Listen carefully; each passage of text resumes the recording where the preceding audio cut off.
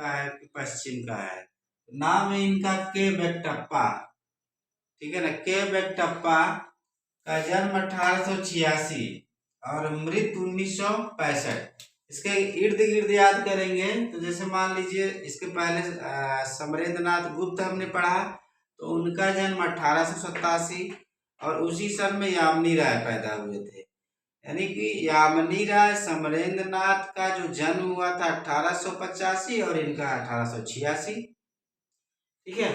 और इनकी मृत्यु 1965 और समरेंद्र नाथ गुप्त की मृत्यु 1964। तो ऐसे जो मतलब कहने का मतलब आगे पीछे हो उसको एक साथ याद करेंगे तो याद करने में आसानी होगी और याद हो जाएगा तो भूलेंगे भी नहीं। जैसे एक का डेट ऑफ बर्थ याद हो जाएगा तो ऑटोमेटिक दूसरे के वाले का याद हो जाएगा, जन्म मृत्यु इस टाइप का। तो ऐसे मतलब ऐसे याद करने की कोशिश करें, रटेंगे तो भूल जाएंगे। देखिए इनका जन्म 1886 मैसूर के कर्नाटक में हुआ था तथा इनकी मृत्यु 1965 ईस्वी में हुई थी। और इन्होंने शिक्षा कलकत्ता से ली थी, government college of art and craft Kolkata से। 1904 और 1904 से 1916 ईस्वी के मध्य इन्होंने शिक्षा ली थी। अब शिक्षा लेंगे अवनींद्रनाथ टैगोर से, तो यानी कि वास पद्धति की शिक्षा इन्होंने ली थी। वास पद्धति की इन्होंने शिक्षा जरूर ली थी। ये वास पद्धति में जल रंग विधि में, टेम्परा विधि में और आयल विधि में चित्र बनाते थे।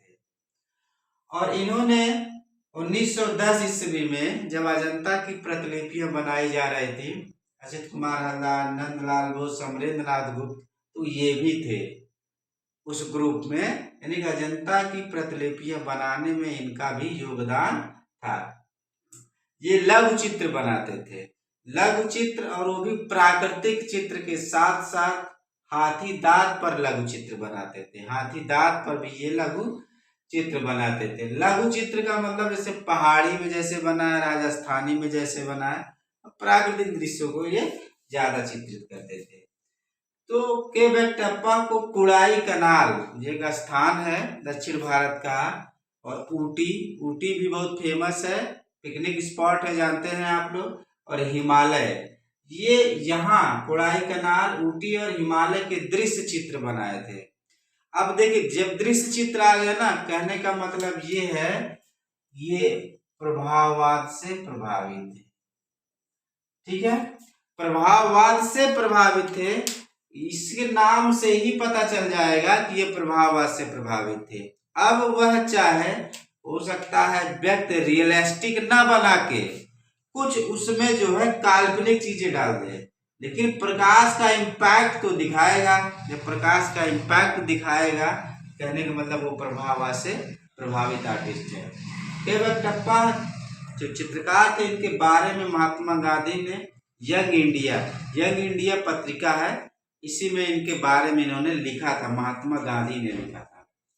के बेक्टप्पा मैसूर विश्वविद्यालय में प्राचार्य बनते हैं और वहां जाकर वास पद्धति या धोवन विधि का प्रचार करते हैं, यानी कि आने वाले स्टूडेंट को उस पद्धति की शिक्षा देते हैं।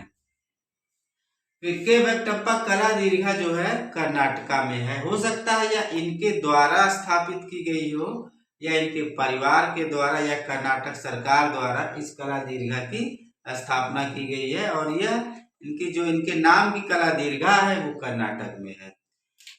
तो चित्र आ जाइए, कृतियां आ जाइए, सीधा सीधा ढेर सारा मिश्रण है इसमें। तो ये